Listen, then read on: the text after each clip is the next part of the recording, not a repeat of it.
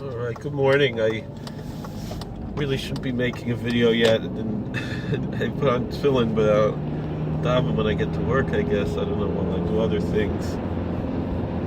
Like the Barditchever said, I'm kind of tired, but there's a lot of things on my mind that I kind of want to get off my chest. You know, and this is something that I've said for a long time, and I remember hearing this. It was a public access TV show in the days before YouTube. I think it's even still on TV now. And while I don't agree with most of what these people on the show say, there's a few things I still agree with. I'm not going to name the show. It's on in Queens. I think a lot of people in Queens know what I'm talking about. Might even be on in Manhattan.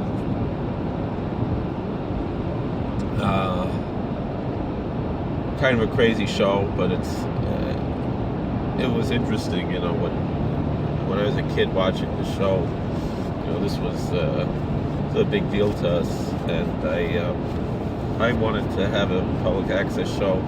They told us we needed to have a certain type of tape or something, not just recorded on a regular camcorder, and so we never did it. Then in Virginia, my dream came true. I got to have my public access show because they allowed shows on DVD, and they actually played it over and over again.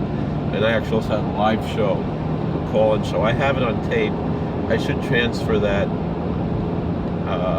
The shows that I did that were on DVD are actually available on YouTube, but the ones that I did, the live shows, I have them on tape. I should spend the money, put them on DVD or digital, and upload them to YouTube. I did some shows with Usher Meza, with some other people. It was interesting.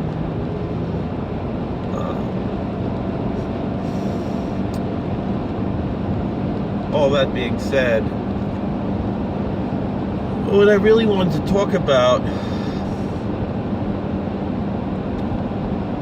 is, you know, people talk about this term antisemitism, and like I said yesterday, I don't like that term antisemitism.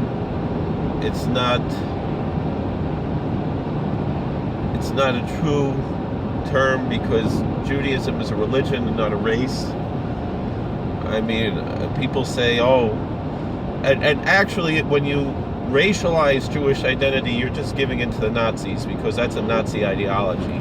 That's not a Jewish ideology. It's not a Torah ideology to racialize Jewish identity.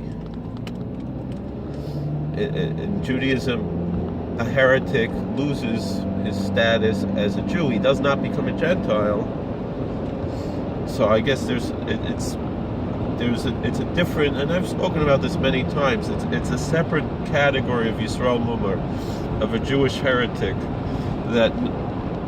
which means that, yeah, technically, if such a person would marry someone who is Jewish, the marriage would be a valid kedushin. The marriage would be recognized halachically, and the implications of that would be that, let's say, the man is the heretic, the woman is Jewish, and then they'd get divorced. It would require a Jewish divorce, a get, and without that, even if they have a civil divorce and they haven't lived together for 30 years, and she would remarry, it would be adultery. That's really about it. That's basically what it means. As far as this person's Jewish identity, beyond that, they are just they don't count for a minyan. They don't. You know, if they touch wine that's not mavushal, it's not cooked, not pasteurized, the wine is not kosher. just like anyone who's not Jewish. The other difference is, though, that, just plain not being Jewish is not necessarily a sin, but this person is a sinner. But it's not like, I know there are different ideologies within Judaism about this, but really from Chazal, it's not like, we have to run after these people and try to bring them back. We don't need, I remember Rabbi Bart Tzadok Zolgazan maybe changed his mind on this, but many years ago he said, these people who are anti-religious, we don't need them, and we sure as hell don't want them. That's what Rabbi Bart Tzadok said. And I know Chabad, they go run around trying to put tefillin on people. Meanwhile, when there are fine, sincere people want to become Gerei Tzedek, want to convert to Judaism, they come knocking at the door of Chabad, because the only Orthodox shul within 200 miles of where they live, maybe more, and they won't help them. And it's not only Chabad, it's some of these other, I got very upset. I know yesterday someone was mentioning something about Costa Rica, and I was looking at the map, and I was looking at Panama, and then there was like these Google guides, someone said, can I live in Panama, I want to convert to Judaism, and this stupid girl writing on this, it's like, no, the only way to convert to Judaism is to move to Israel, which is a kooky idea. I say kooky because it's cookie-in. There's no such makor like that in halacha. You're just sending these people really to the conservative when you do this nonsense of saying, we're not gonna be the kabbalah,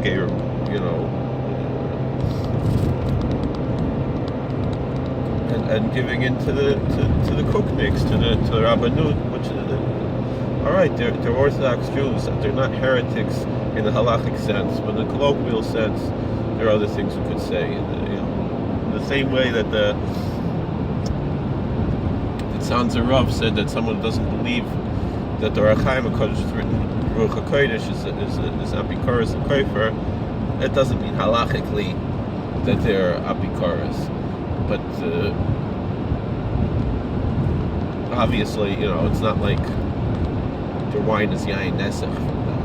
Although maybe he meant that, I don't know, because I know, I think it was the Shinover Rav, the Sanzer Rav's son, who said that Taka, he said, the wine from a non-Jewish source in Stam Yenam, there was a case where the doctor prescribed a particular type of wine for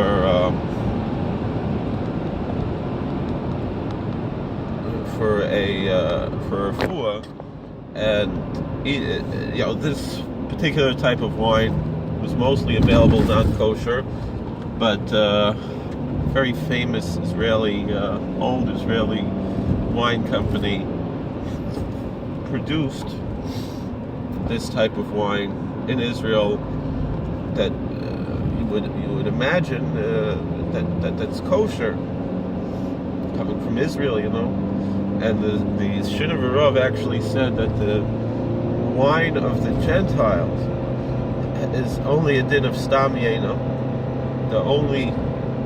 The only biblical prohibition against wine is wine that was actually offered to an idol. And that's what the Torah prohibits, is wine that was actually used in a religious ceremony, probably not even used in a religious ceremony that isn't like a libation. To use wine, probably even like in communion or something, probably would not be Yain Nesach, because it's not something that's Yain Nesach, specifically Yain Neschayim. It's a libation in a sacrifice, even though the truth is that certain churches do call communion a sacrifice, but still, essentially, it's monotheistic. Essentially, they're claiming that it's to the God of Abraham, Isaac, and Jacob, even though parts of their theology are different. So it's very, very hard halachically to say that it's absolutely an Isser D'Oraisa. It's absolutely a biblical prohibition. There's a rabbinical prohibition of Stam Yena, which is for two reasons. One is that possibly the wine was offered as a sacrifice, and this idea of sacrificing to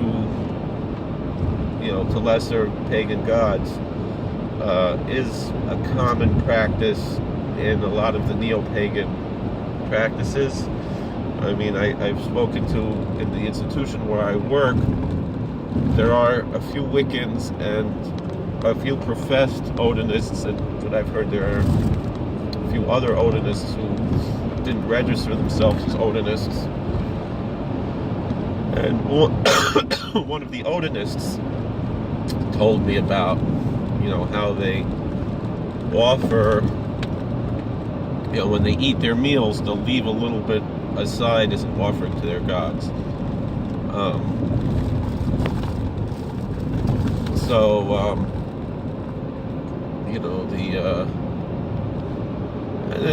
There are questions about what exactly that means, even in halacha, because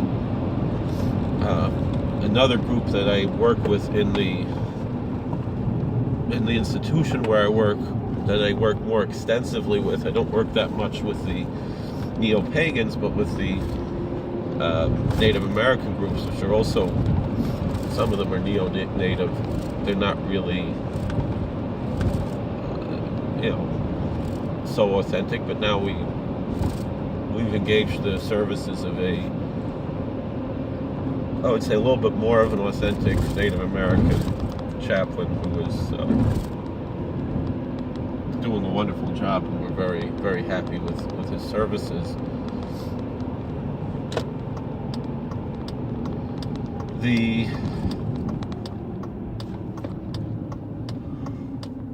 Excuse me.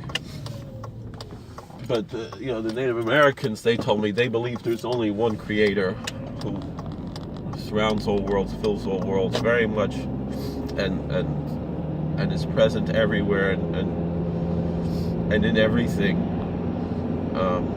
And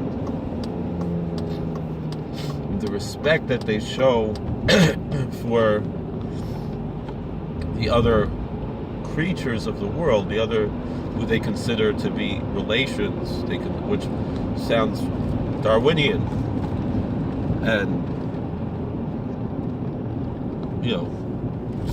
to a certain extent can fit into our own ideology as well, where they speak of the sun and the moon as grandfather and grandmother, and recognize that, and they speak of Mother Earth and so forth, and obviously, from a scientific standpoint, the necessity of the sun and the moon and the earth in our lives and so forth, and now they render thanks to all the different creatures, and every creature has a spirit just like we do, and so they show gratitude to these created beings, just as we show gratitude to people that we interact with in our lives.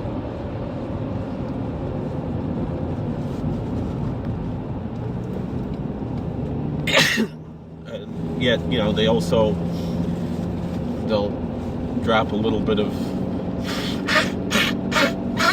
tobacco or corn or something as a token of their gratitude to these beings that they understand to be created beings. They understand them to not have any independent power, that they're not independent from the Creator, but neither are we, but they might still have an ego just as we have an ego, or something along those lines, that we are just showing respect. Is not really worship. And again, we can ask, so then is something like that that's offered in that sense, does that have a din of Takrovis Avodah Zarah?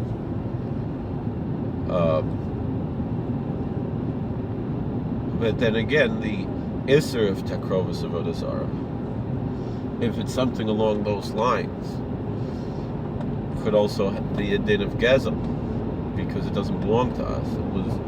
It was given as a gift to some other created being that doesn't have any independent power outside of God, but is often rendered as a gift to that, and it doesn't belong to us. And so that could be part of the Isser of Takrovis Avodah Zarah, in a certain ideological sense.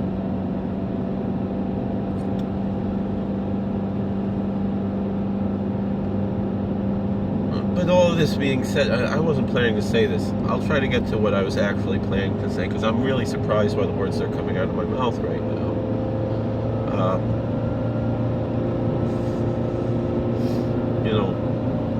Again, there was a lot of people are very, very upset. The video that came out, and I don't know the whole story. None of us know the whole story. I know other members of this extended family, and I haven't spoken to them about it. Probably cousins. I don't know if first cousins, second cousins, 10th cousins. I don't really know. But this girl from a Rebbeisha family who apparently shmadded, and there's a video of her being baptized, and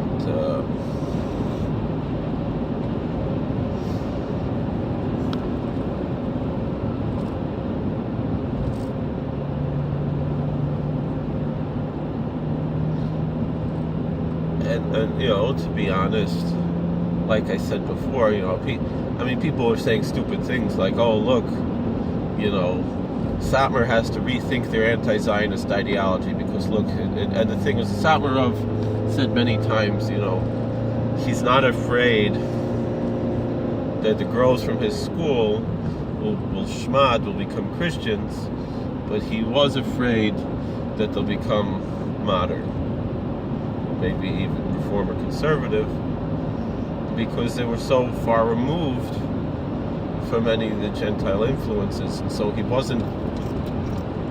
wouldn't say to edit out of a book for girls even a mention of a church, but he would perhaps want to remove the mention of a library or something like that. He was more afraid that they'd go to university than that they'd go to church. Not that he was saying, and he said many times that they're basically the same.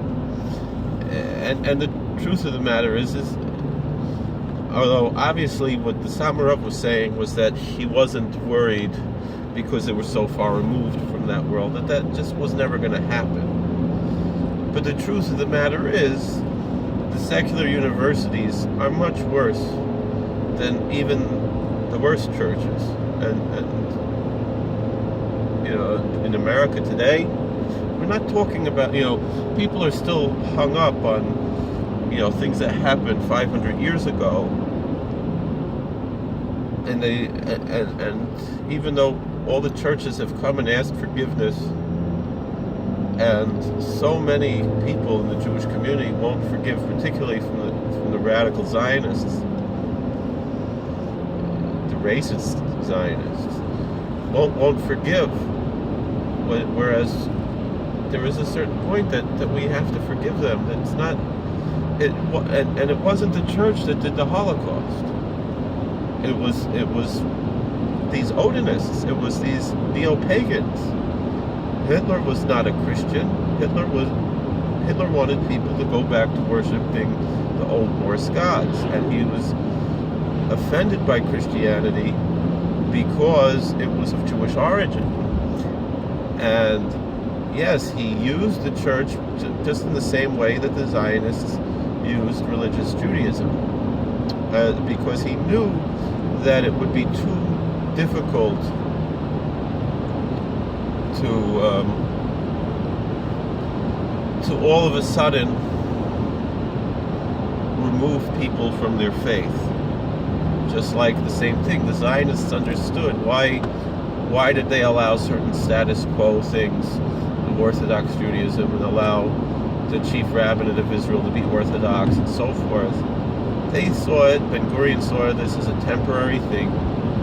The Zionists actively, whenever they could get away with it, ripped people away from their faith, little children, much in the Marxist ideology that, let the old people have their opiate, but of religion.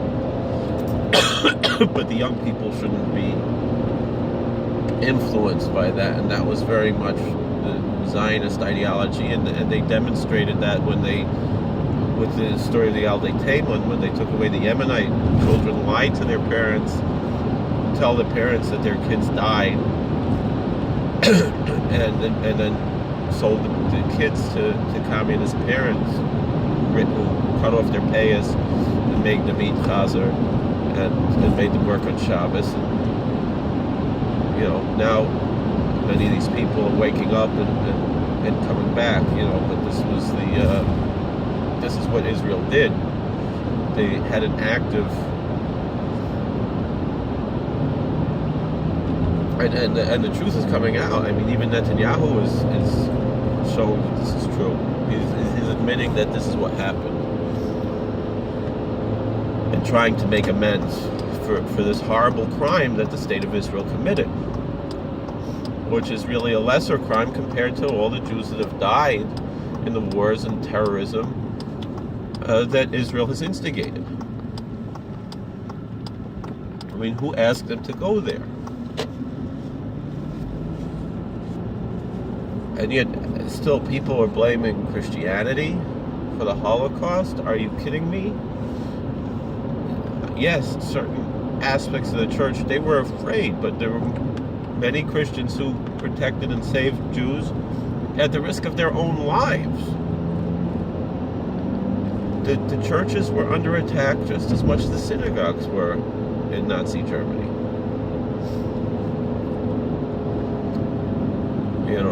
Pope John Paul, he had to run away because he was going to get killed. So, people have to stop this, thinking that, still we're living in the Inquisition, or that the real Inquisition today is the Zionist Inquisition, the Democrat Inquisition, the leftist Inquisition, the Communist Inquisition. I mean, we see what just happened now. I mean, people were comparing what happened to Brett Kavanaugh to McCarthyism. Well, the fact of the matter is, it proves that McCarthy was right. If we would have listened to Joe McCarthy, we wouldn't be in this mess that we're in now. If we would have purged this country of these communists, Bishop Fulton Sheen was working very hard to fight this, and that's the same problem going on in the Catholic Church too, is the infiltration of communists who are pushing an ideology that includes the abuses that go on in the church are directly connected to a communist infiltration. This was something that was actually during the McCarthy trials, the hearings, it was actually brought out, it was actually testified to, and people are ignoring this. Again, I wasn't planning to talk about this. This is just what's coming out right now. And the truth is it's ironic to compare what happened to Brett Kavanaugh to McCarthyism, because Brett Kavanaugh was innocent, but most of the people who were blacklisted in McCarthy's days, I mean, we see what's going on. We wouldn't, so much with the Me Too movement. I mean, with this Weinstein, it's the same type of thing. He should have been blacklisted. We don't need these type of people in America. And this is the issue, people racialize, again, it's going back to, and so what was Hitler really doing? He was a neo-pagan. The concentration camps were actually temples to pagan gods, to demons that he was offering sacrifices to. He was offering human sacrifices. That answers why. I mean, Rabbi Bart Zadok told us this. I don't know if he wanted this to be public. He kind of said this, like, I think a little bit off the record, but the Nazis were involved very much in occult practices. A lot of their sources came from the Thule Society or Thule Society. I'm not sure how they, I mean, it definitely wasn't Thule, that's not how they would, I mean, the truth is, I mean, we know from Scripture that God created angels and demons and all kinds of things. And that's part of the mistake that a lot of people make in idolatry, is that they worship demons who are pretending to be gods.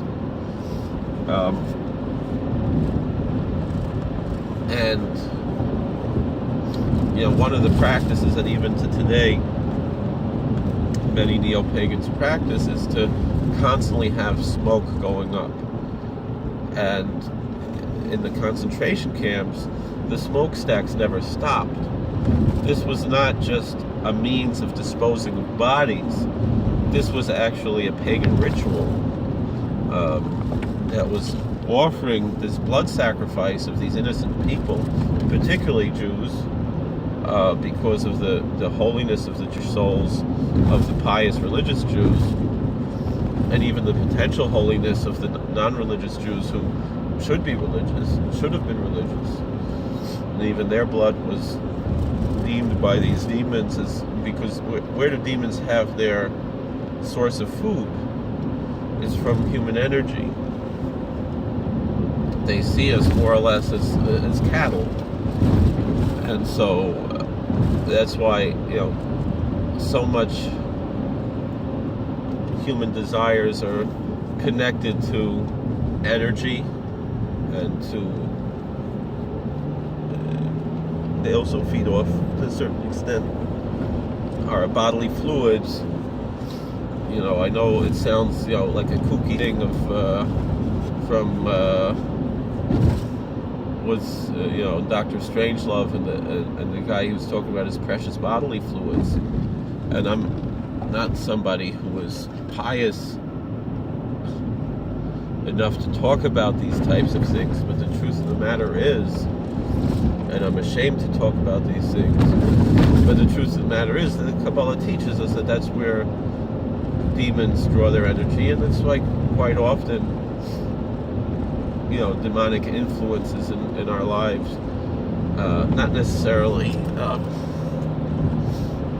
possession. In general, demons are not possessing people because we're of a different species, but they're influencing people. More generally, possessions happen when human spirits, ghosts, will possess a human because they want to live vicariously through them. That's the concept of the Dibbuk.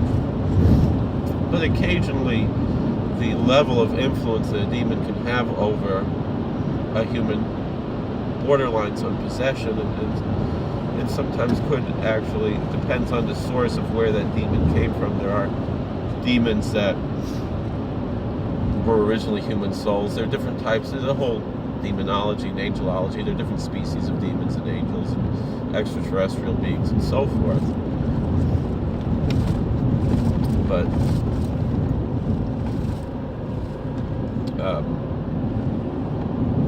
the Thule Society,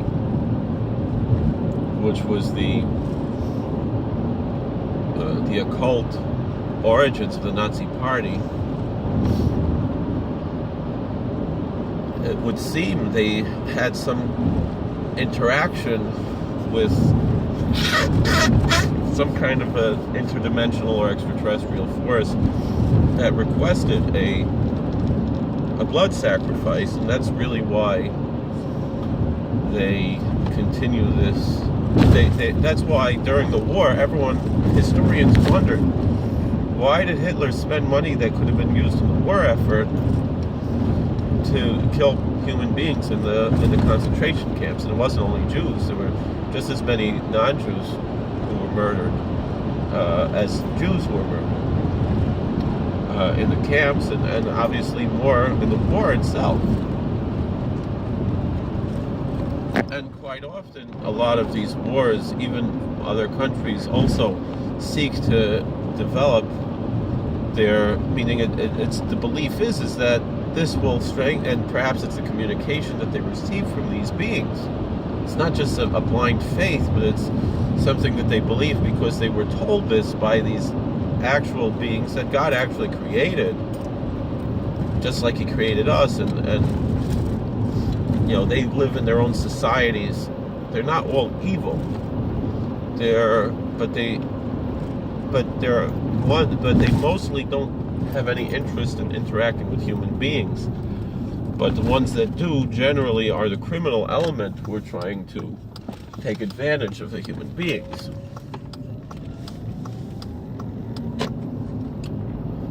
And so those generally are what we would call evil, but it's not like this dualistic good versus evil that many in the West believe, because the Bible tells us in Isaiah that God created both good and evil.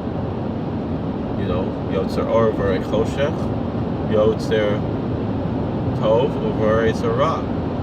We say, in our liturgy, v'rei hakol, we euphemistically say that God created everything, but everything includes evil. It's not like many people in the West who are more influenced by Zoroastrian dualism and cloak it in a cloak of Christianity, but it's not a biblical concept the way they teach it. They believe that it's God versus the devil, and that's what you see in the cartoons like South Park and stuff. And the fact of the matter is,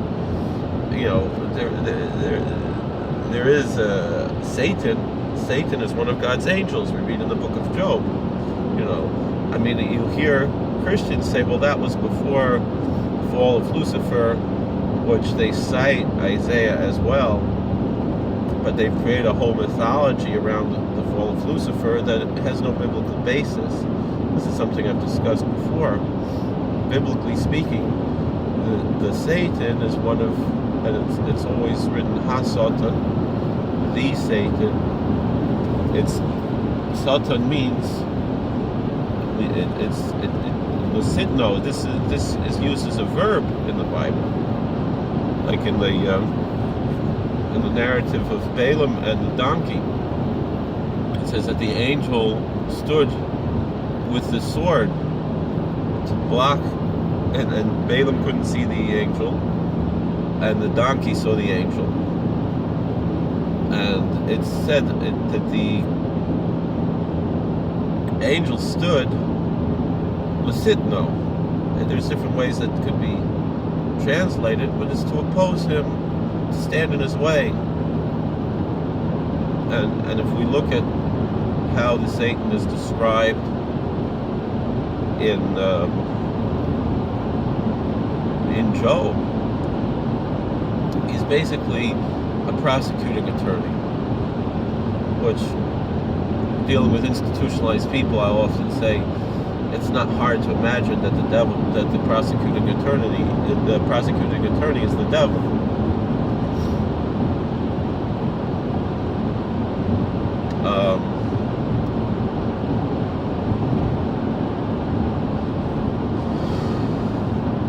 But essentially, look at how Hitler tried to rebrand Christianity. He spoke of positive Christianity, which to him meant divest Christianity of all of its Jewish influences, of all of its Jewish weaknesses,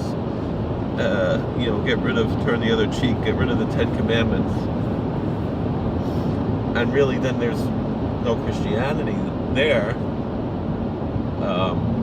but just use Christian symbolism to try to influence people to follow his ideology. And the fact that is, yes, that's what early Christians did to bring pagans in, is that they took a lot of pagan concepts and Christianized them, and then the pagan Hitler did the opposite. He tried to re-paganize Christianity. It's like I remember hearing, talking of our faith, the difference in Germany in the Jewish communities between Mendelssohn and Harav Hirsch, that Professor Mendelssohn translated the Chumash into German, because the Bible, the first 5 books of the Bible, into German, because he wanted to teach the Chumash in German. The Jews already knew Chumash, they already knew Scripture in the original tongue, but they didn't really know German. They spoke Yiddish among themselves, which is similar to German. It's a Germanic language, but it's very different. You know, and the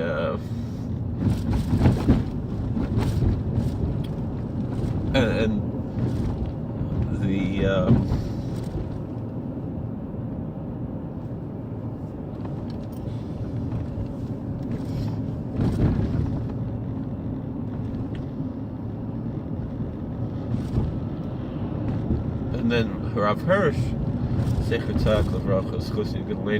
he also made a translation of Chumash into German, but that was to teach the German Jews Chumash.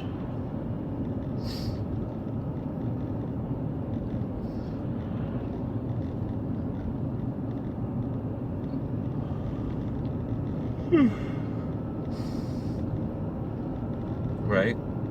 You hear what I'm saying? And so the early church, they wanted to bring the pagans, so it was the opposite there. And because Mendelssohn was before Rav Hirsch. Right? Because Rav Hirsch wouldn't have had to do what he did if it wasn't for what Mendelssohn did, right? But you know, the early church were trying to have a truly positive influence on these pagans and bring them to ethical monotheism and bring them away from their paganism.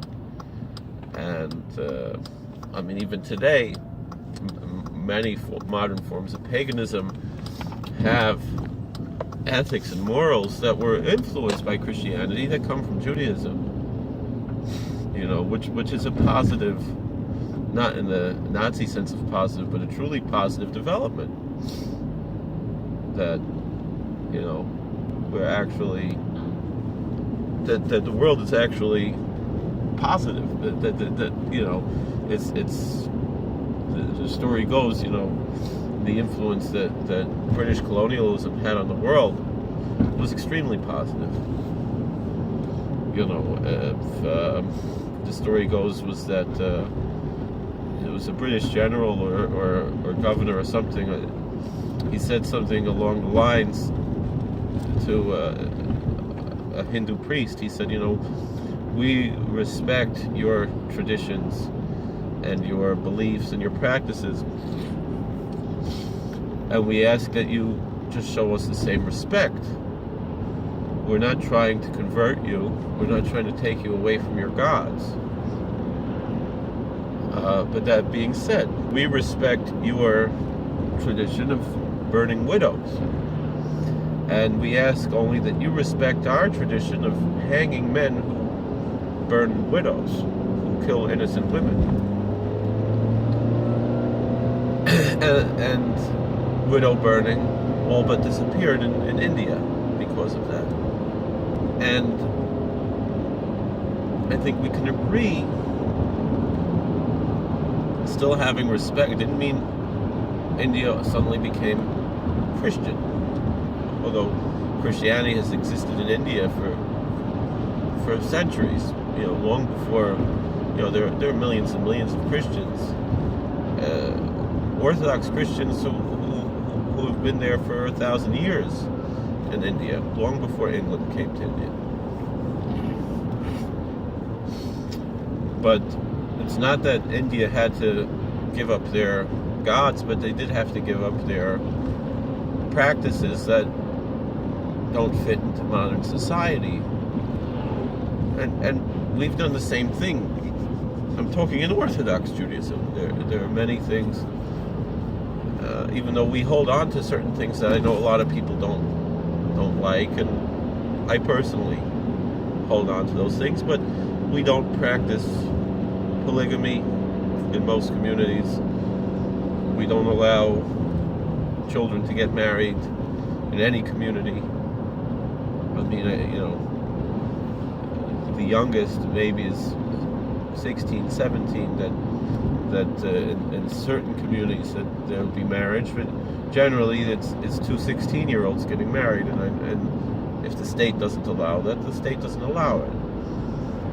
So we don't do it. But it depends. But that, I don't think anyone would say that it's actually immoral for two 16-year-olds to get married.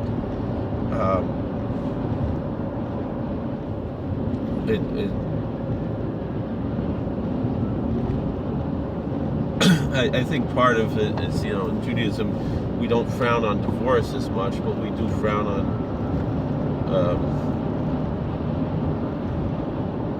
premarital sex and so forth. Certainly, I mean, you can have debates about that, but certainly premarital sex is worse than divorce in Judaism. Divorce is not considered a sin in Judaism, the way that, certain Christian interpretations, which I believe come out of Beis Shammai. I think Jesus himself was a student of Beis Shammai, and there's a lot of theories about that.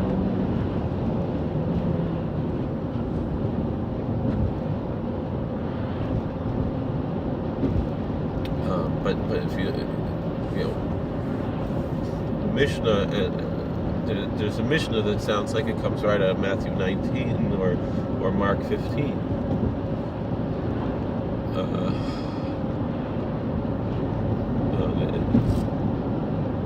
And Gittin, they're quoting different scripture, but it's so similar.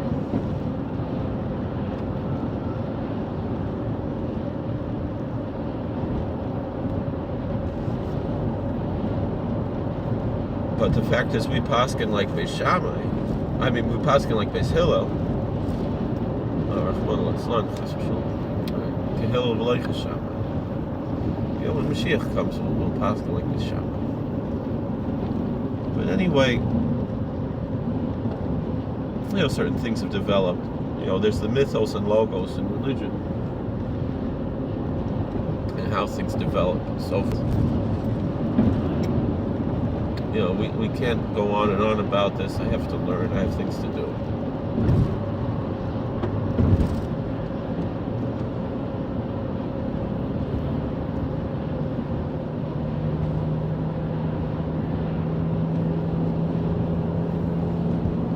But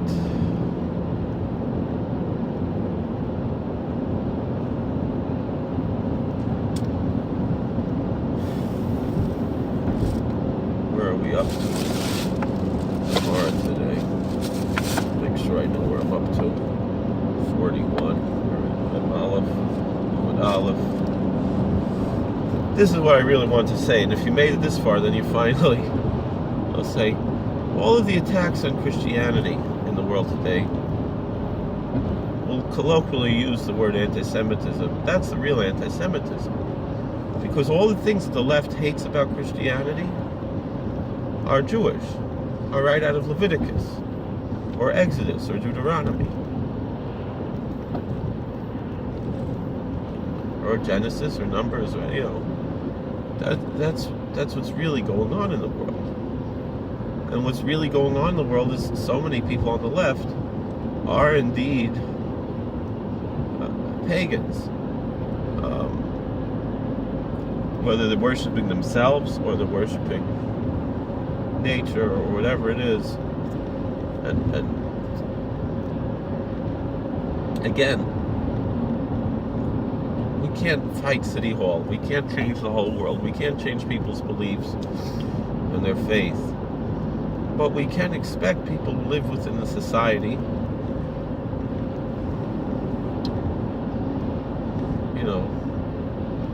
And so this Maisa with this girl, where was she before she went to the church? She was, all I know about her is that she had some connection to like Footsteps and to Yafed, to Naftali Muster. Naftali Muster is a Musser. A Musser is not allowed to put on tefillin. He's a Nidoi. He's a Rasha Marusha, and he should know better. He is worse than, Pablo Cristiani, days of the Ramban. Just like at Kedei Kach, I would say like this, and I know this is going to be very, very provocative. There's a story, where they said, and it's not quite an even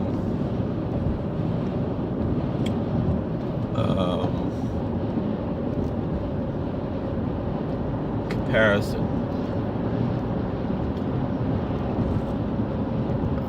but at one point in history there was a big fight between the Hasidic movement and the anti-Hasidic movement,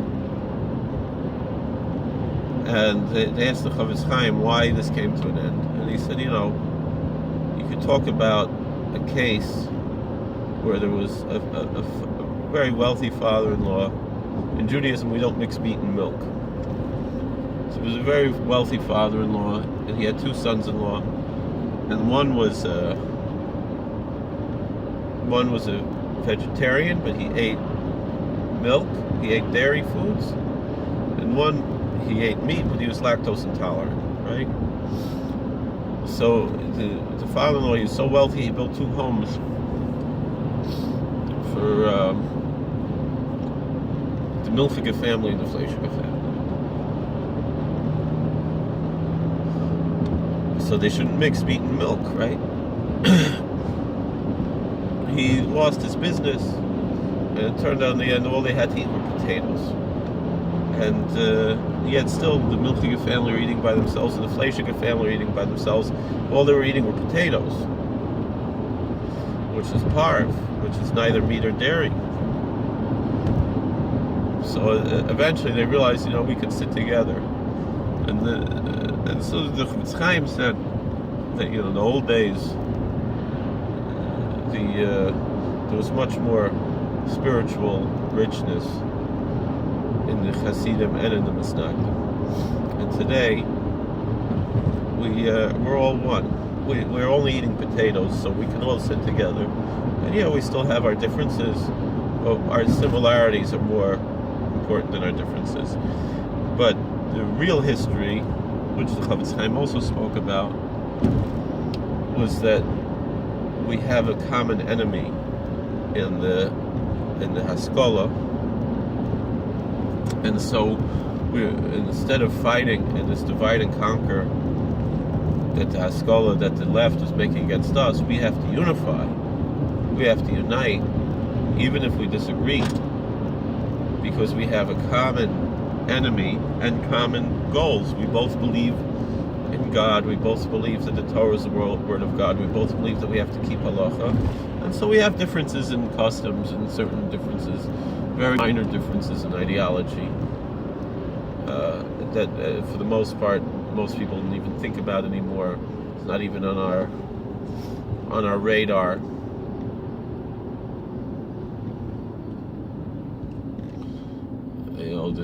The difference between Tzimtzum Lav Kapshuto and Tzimtzum Kapshuto, how many people really understand what that means, and the fact of the matter is, the way that the Nefesh HaChaim teaches seems to be almost a balance between the two. And so therefore, we're done. We can all agree. And the fact of the matter is, I know this is going to be very controversial, but religious people have a common enemy in the left. It's not only religious people. There are secular people. There are atheists who value freedom. I would say the real issue is the freedom-loving people have a common enemy in the left. And so no matter what religion you are, but if you care about freedom, if you don't want the government to boss you around, if you care about individual liberty, then the left is our common enemy. And so it doesn't matter if you're Christian, Muslim, Jewish, Hindu, Buddhist, atheist. If you believe in liberty, it's time for the libertarians to unite. And the fact of the matter is today's Republican Party are much more libertarian. I know, I'm listening to what, the governor race in New York. We have a libertarian who's running, I agree more with him. I would prefer to vote for him. But Cuomo is so dangerous, I can't bring myself to vote for a candidate that's only going to get 10% of the vote and take away votes from the Republican candidate that actually might have a chance of winning, where he's getting already maybe 40% of the vote. And it hurts me to have to say that. I would much rather vote for the libertarian. But we have to be realistic. The left is so bad right now. And so too, it's time for Christians and Jews to unite against this common enemy of the left.